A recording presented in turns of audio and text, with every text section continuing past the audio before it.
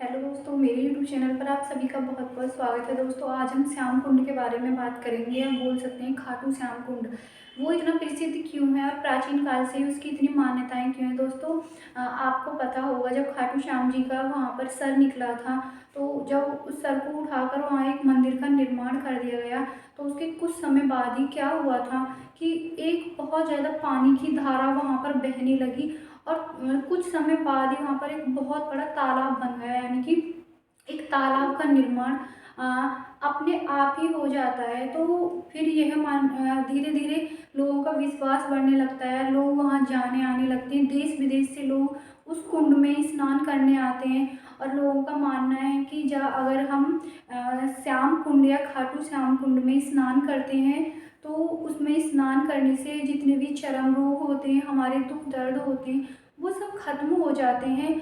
और जो हमारे काम नहीं बन रहे होते हैं वो हमारे काम बनने लग जाते हैं। और हम जो सोचते हैं, मतलब कुछ समय बाद हमें उसका फल मिलने लग जाता है, क्योंकि हमारी जो श्रद्धा है वो खाटू श्याम के प्रति रहती है। और उनके कुंड में स्नान करने से हमारे मन को प्रसन्नता मिलती है, मतलब ऐसा लोगों का विश्वास है। दोस्तों, ऐसा भी माना जाता है कि उस कुंड में जिन स्त्रियों को मतलब पुत्र रत्न की प्राप्ति नहीं होती, जो स्त्रियां उसमें स्नान कर लेती हैं, तो उन्हें पुत्र रत्न की प्राप्ति हो जाती है, यानी उन्हें पुत्र प्राप्त हो जाता है। तो अगर कोई सच्चे दिल से श्याम कुंड में स्नान करने जाता है और खाटू श्याम जी के दर्शन करता है, तो उसकी मनोकामना जरूर पूर्ण होती है। क्योंकि दोस्तों, कोई भी काम होता है अगर हम उसे मन से करते हैं और अपने माइंड में सकारात्मक सोच लेके करते हैं, तो निश्चित ही वह काम हमारा होता है।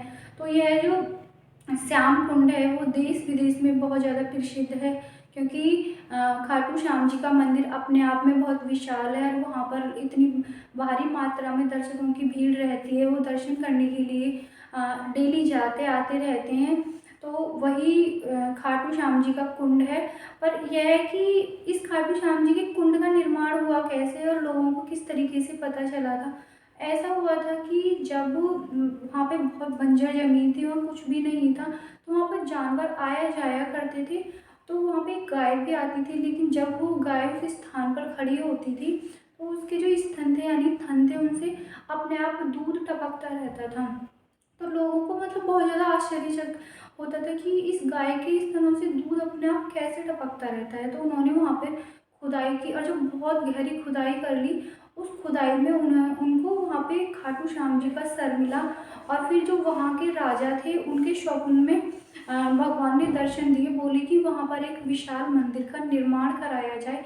तो तब वहाँ पे खाटू श्याम जी के मंदिर का निर्माण कराया गया। लेकिन जहाँ से उनके सर की प्राप्ति हुई थी, वहाँ आज बहुत विशाल कुंड है।